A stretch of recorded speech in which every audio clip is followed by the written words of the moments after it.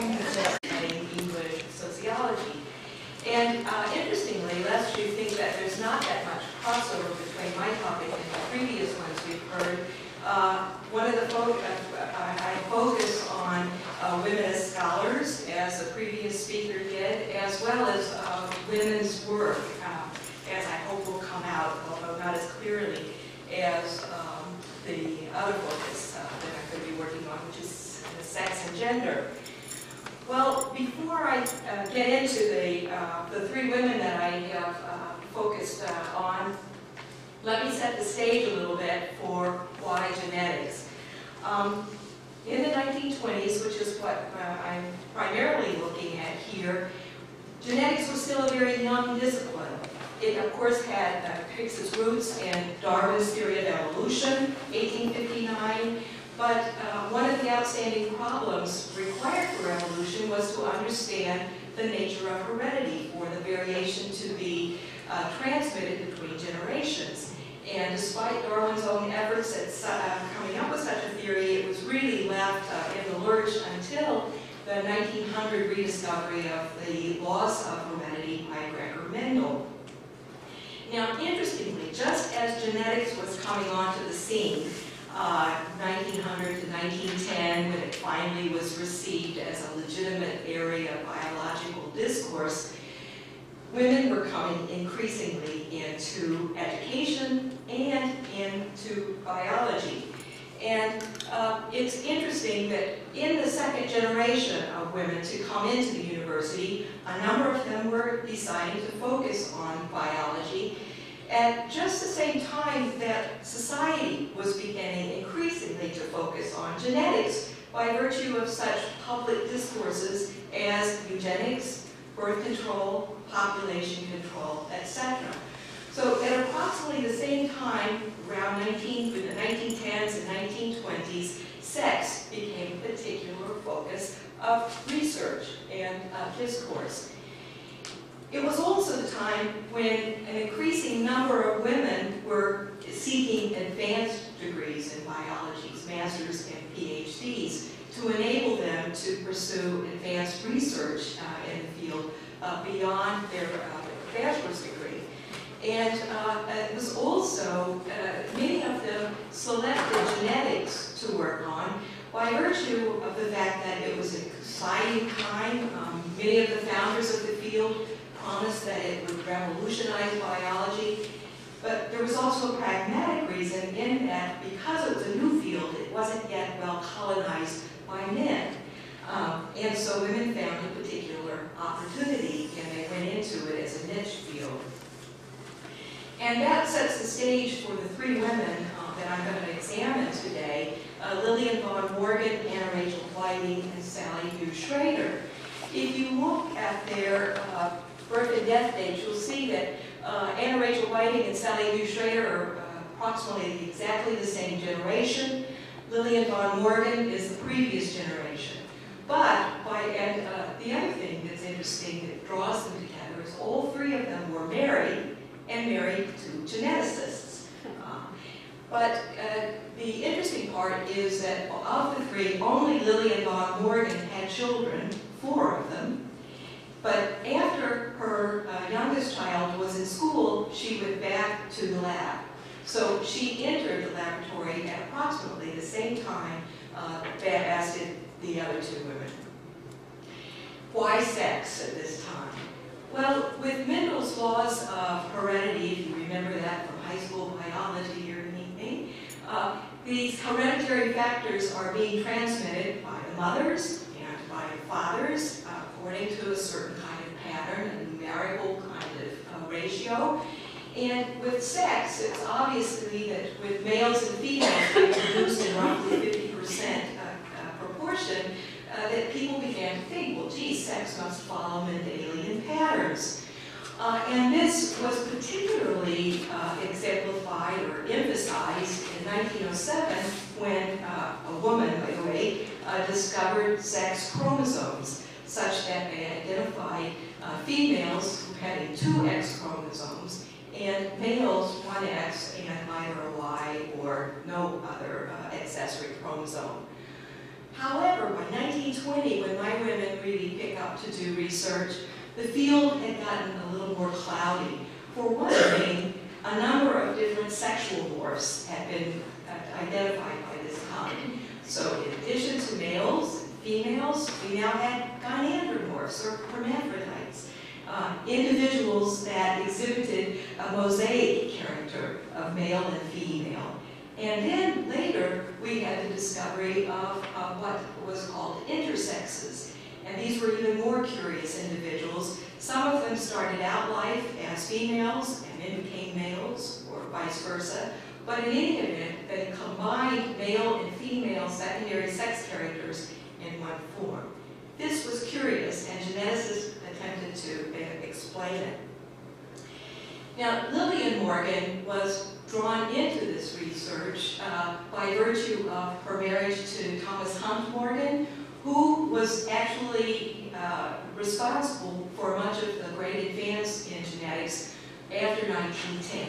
1910, Morgan and his students, actually Morgan identified, pointer, a male Drosophila that instead of having the wild-eyed red eyes had white eyes, and only males had this mutation. And so it was obvious that there were sex-linked characters. And this gave geneticists a tool by which to understand the factorial nature of these Mendelian genes. And it was working with this that Morgan and several of his undergraduate students at Columbia formed a very active research group that by 1915 had come up with what they called the Mendelian chromosome theory of heredity. So these Mendelian factors were located on chromosomes, they called them genes, and they began mapping their position on the chromosome. And they were responsible then, there were certain traits they hypothesized that were responsible for certain things like sex determination.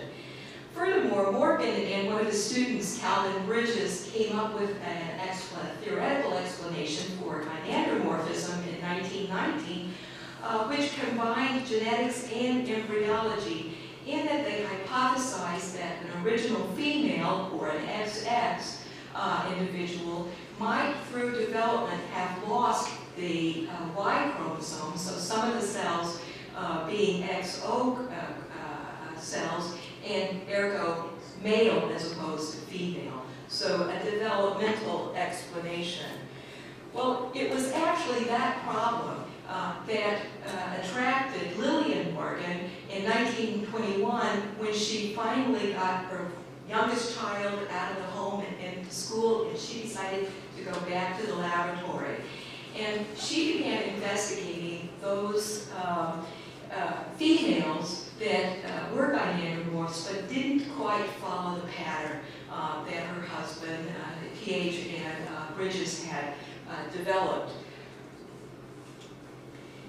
One of the things, and I won't go through this long quote, but I think that this is very, this quotation of how she identified this individual is quite instructive about Lillian's own personality, in that she had this, what she obviously knew was an unusual female fly under the microscope.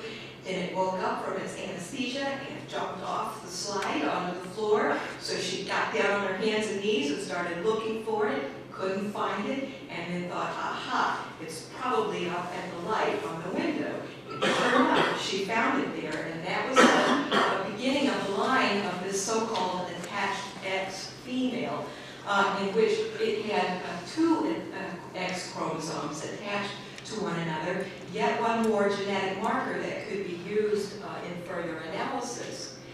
And this slide shows from her first paper on this attached X chromosome, and you see the little V-shaped chromosomes are the two X chromosomes that are attached end-to-end that could be used.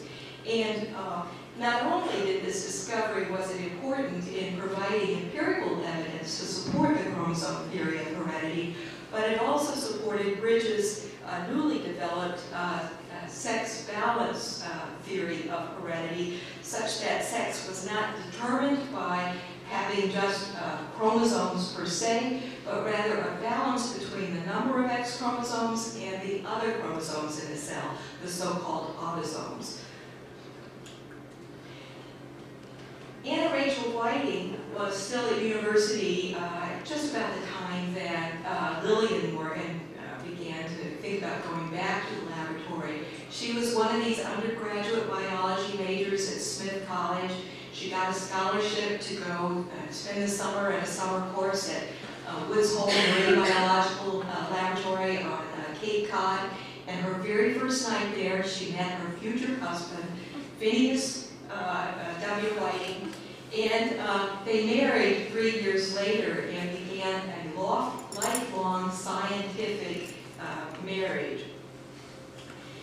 It's interesting to map their careers on one another because they attempted to work at the same institution, not always successful, but they did pretty well. And their marriage lasted 56 years, by the way. When Phineas got a job at the University of Pittsburgh in 1928, Anna was fortunate to get a one-year position at Pennsylvania College for Women, now Chatham University, down the road from Pitt. And so she, fortunately, then worked into a full-time position, so it enabled her to continue her research in Phineas's lab. And it's interesting that the two of them had a very active research group, which was made up of half male and female graduate students, and this was rather unusual in the 1930s, a topic that I'm exploring elsewhere in a paper I've just written. The research program that they developed was also focused on sex determination.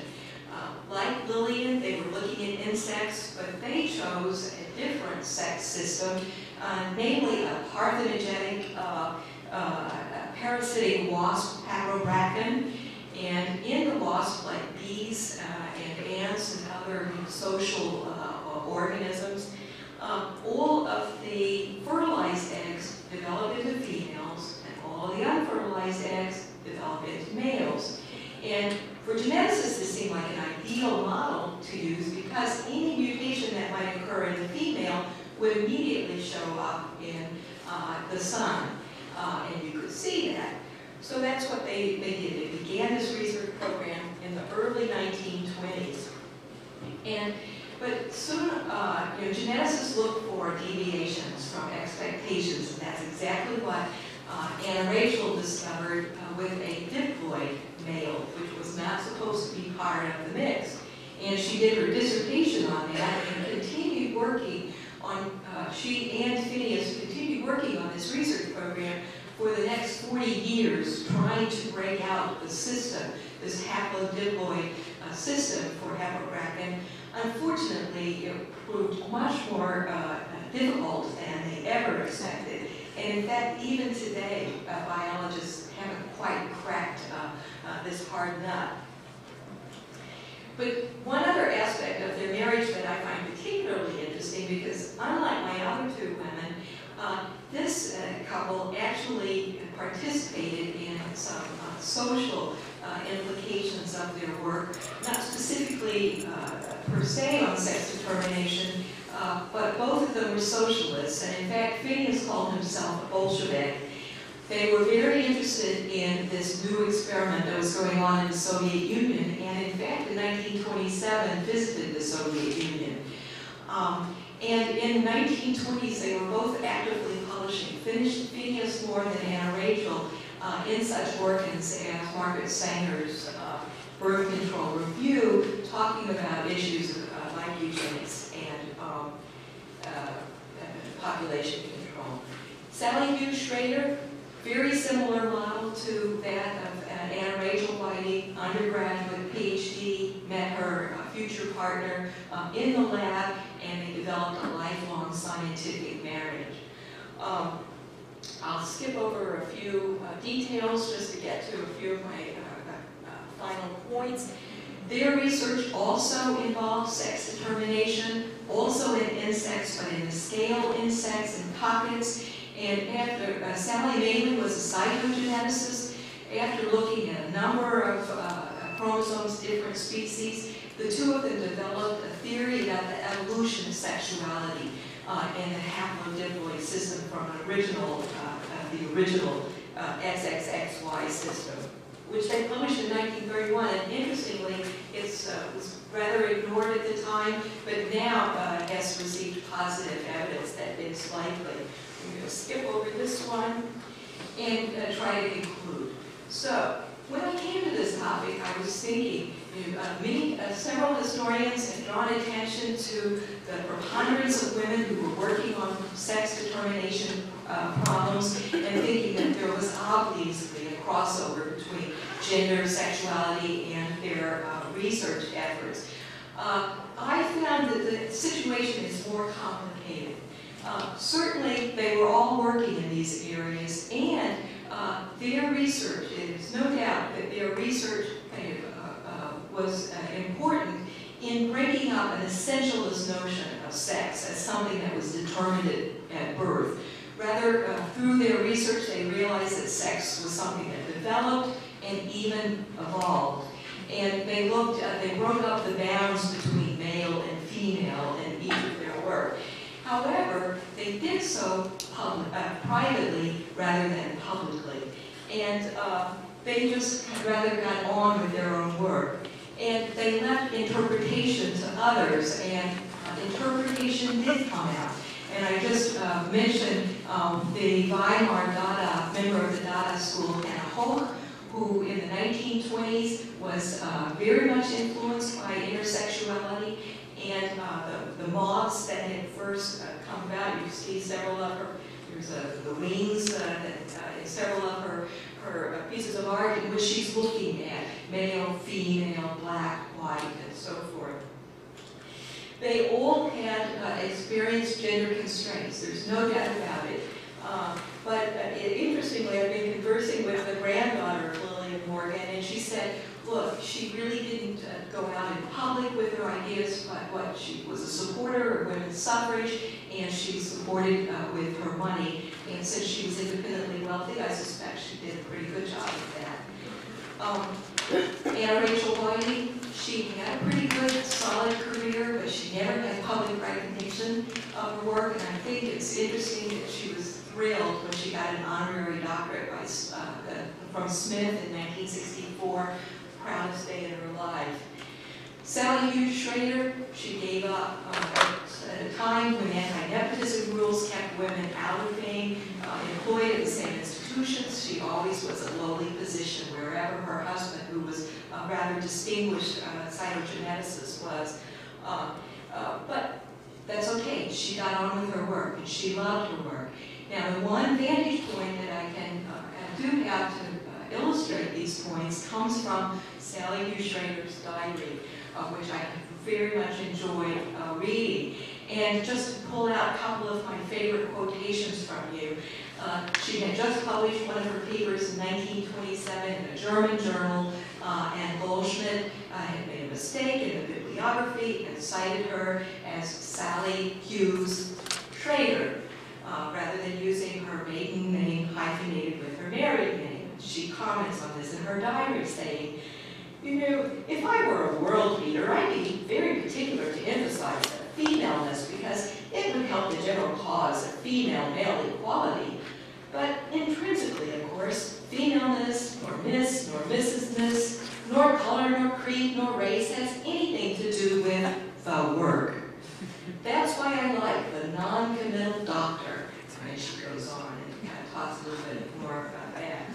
And then, in my favorite part of her diary, she, on a day like we would hope today would be, she writes, I love the daily stepping out of my burrow and aligning myself with sun and wind and earth and sky and trees en route to lab in the morning. Imagine the snail in the shell with the operculum closed existence of woman in a house. Goddamn awful, I should think. And I think that Anna Rachel and Lillian Morgan would also have agreed with her. Thank you.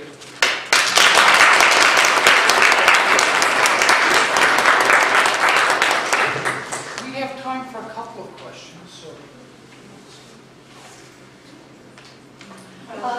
Marsha, this was fascinating, especially the pattern of the three women who made great strides of their own in the lab,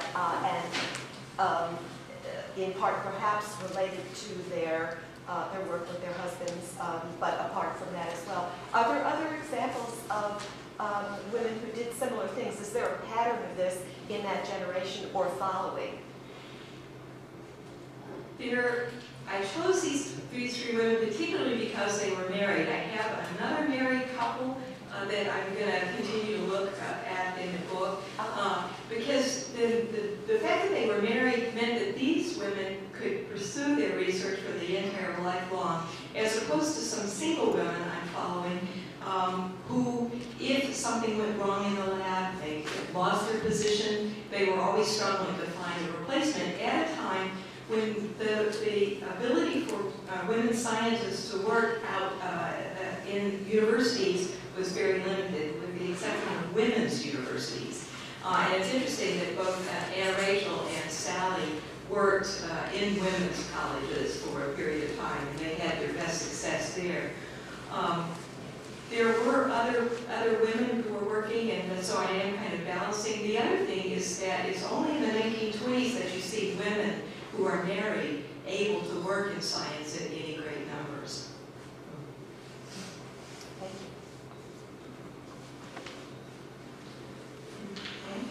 I was just wondering, I mean, have you looked at women in other scientific domains? I mean, did women tend to move towards biology as opposed to other subjects? And is that in part, do you think, because of their concerns about gender equity?